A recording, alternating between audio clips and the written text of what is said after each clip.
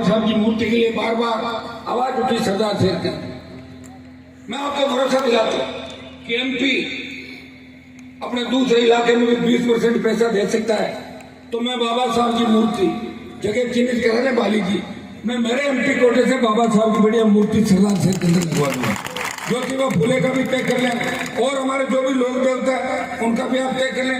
और रही अम्बेडकर छात्रावास की जो जमीन भवनलाल जी ने बेच के पूनिया भुजिया बांट दिए थे, उसका भी मैं आपको बता दूं कि वहां भी नाइक समाज, मेघवाल समाज, बावरी समाज, रेगर समाज, खटीक समाज, वाल्मीकि समाज, तमाम समाजों के लिए, शेड्यूल कास्ट के मेरे भाइयों के लिए एक नए छात्रावास का निर्माण सरदार शहर के अंदर उच्च स्तरीय नया हाईटेक छात्रावास का निर्माण आपके लिए करा देंगे। सरदार शहर में 132 के नए जीएसएस बनाएंगे और प्रत्येक 2 पंचायत के लिए, अभी मैं एक दिन में नहीं करूँ सारा हो जाएगा, लेकिन मैं विश्वास दिलाता हूँ आपने अगर जिता दिया तो हर जगह 33 के जीएसएस और 2 नए 32 के जीएसएस बनाएंगे। और नहीं भी जीते तो भी जीएसएस की कमी नहीं रहने दूंगा।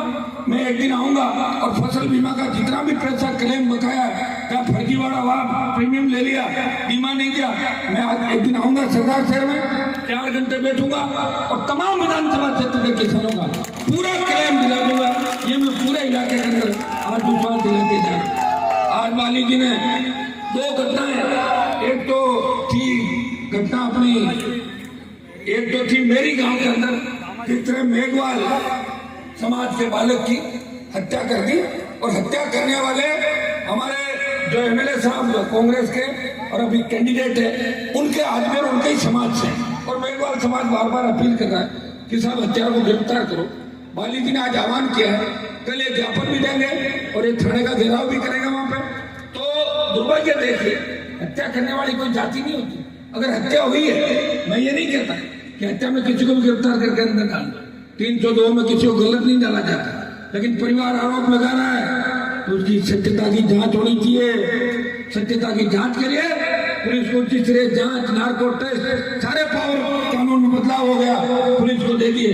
तो बाली जी मैं आपको आश्वस्त करता हूँ, आप लोग इस परिवार को लेके कल बात करें, मैं इस मामले में आपको न्याय दिलाऊंगा, ये मैं भरोसा दिलाता हूँ मेघवाल समाज को। और दूसरा हमारा जो गांव है तारानगर के अंदर, भामासी के अंदर जिस तरह मेघवाल समाज के बच्चों के साथ मारपीट हुई, उसके अंदर गिरफ्तारियां नहीं हुई, उसके अंदर भी गिरफ्तारियां करें। और तमाम चूरू जिले के अंदर जो दलितों पर अत्याचार हो रहे हैं, अल्पसंख्यकों पर अत्याचार हो रहे हैं, और पूरे राजस्थान के अंदर जिस तरह दलित उत्पीड़न की घटना जालौर में किस तरह एक 8 साल के बच्चे को मटकी के हाथ लगाने के कारण पीटा, मारा, उसकी डेथ हो गई।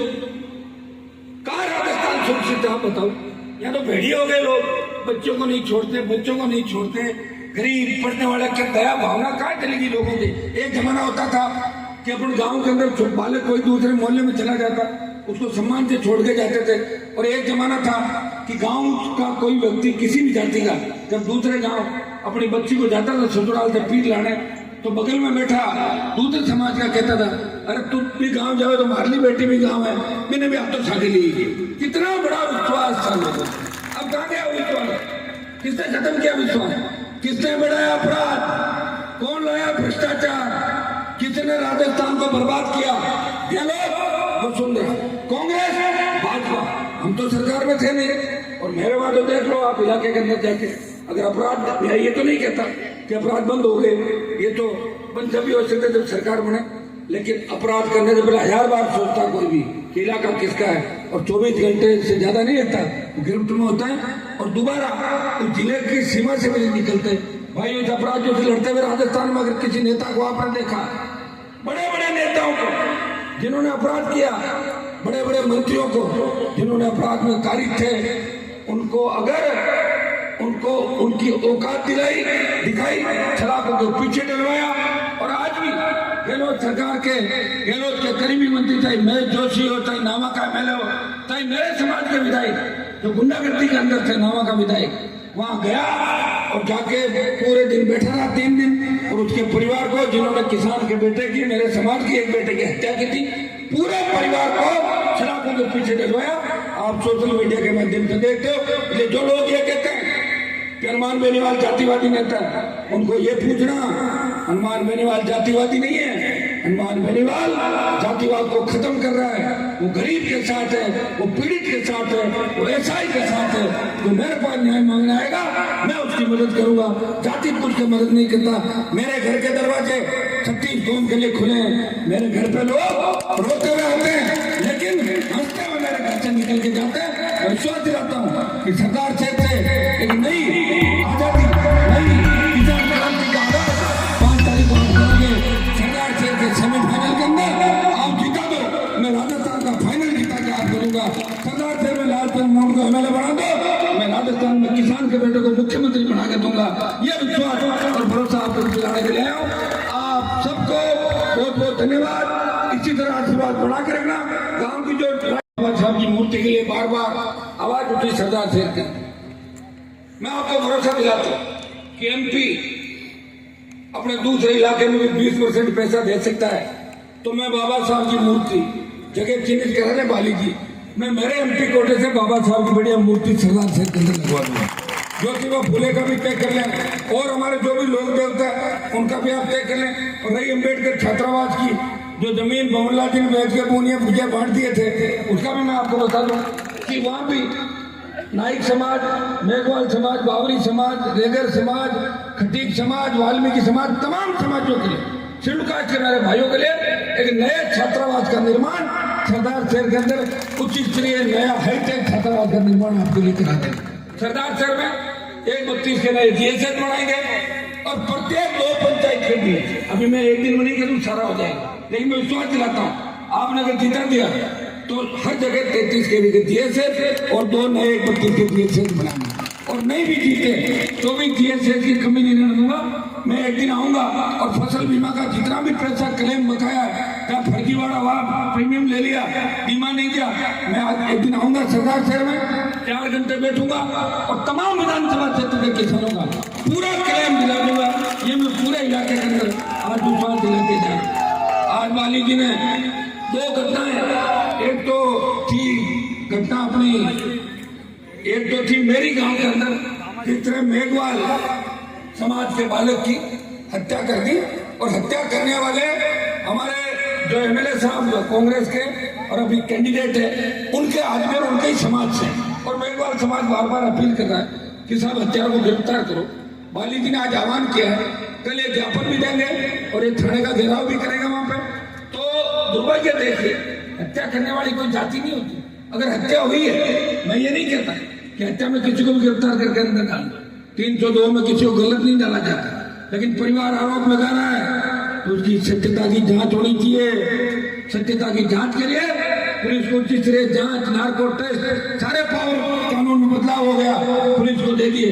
तो बाली जी मैं आपको आश्वस्त करता हूँ, आप लोग इस परिवार को लेके कल बात करें, मैं इस मामले में आपको न्याय दिलाऊंगा, ये मैं भरोसा दिलाता हूँ मेघवाल समाज को। और दूसरा हमारा जो गांव है तारानगर के अंदर, भामासी के अंदर जिस तरह मेघवाल समाज के बच्चों के साथ मारपीट हुई, उसके अंदर गिरफ्तारियां नहीं हुई, उसके अंदर भी गिरफ्तारियां करें। और तमाम चूरू जिले के अंदर जो दलितों पर अत्याचार हो रहे हैं, अल्पसंख्यकों पर अत्याचार हो रहे हैं, और पूरे राजस्थान के अंदर जिस तरह दलित उत्पीड़न की घटना जालौर में किस तरह एक 8 साल के बच्चे को मटकी के हाथ लगाने के कारण पीटा, मारा, उसकी डेथ हो गई। कहाँ राजस्थान सुरक्षित है आप बताओ? या तो भेड़िए हो गए लोग, बच्चों को नहीं छोड़ते, बच्चों को नहीं छोड़ते, गरीब पढ़ने वाले की दया भावना कहाँ चलेगी लोगों की? एक जमाना होता था कि अपन गांव के अंदर बालक कोई दूसरे मोहल्ले में चला जाता, उसको सम्मान से छोड़ के जाते थे। और एक जमाना था कि गांव का कोई व्यक्ति किसी भी जाति का जब दूसरे गांव अपनी बच्ची को जाता था ससुराल से पीट लाने, तो बगल में बैठा दूसरे समाज का कहता था, अरे तुम भी गांव जाओ तो मारली बेटी भी गांव है, मैंने भी आप तो छाके ली। कितना बड़ा विश्वास था लोगों को। अब कहाँ गया विश्वास? किसने खत्म किया विश्वास? किसने बढ़ाया अपराध? कौन लाया भ्रष्टाचार? किसने राजस्थान को बर्बाद किया?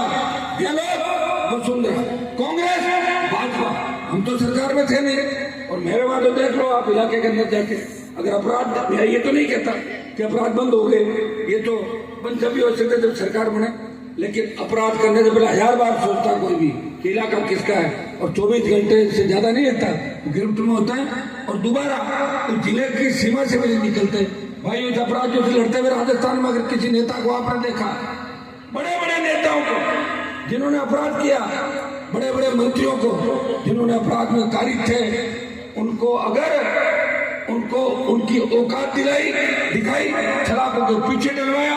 और आज भी गहलोत सरकार के, गहलोत के करीबी मंत्री, चाहे महेश जोशी हो, चाहे नामा का एमएलए हो, चाहे मेरे समाज के विधायक जो गुंडागर्दी के अंदर थे, नामा का विधायक, वहां गया और जाके पूरे दिन बैठा रहा 3 दिन।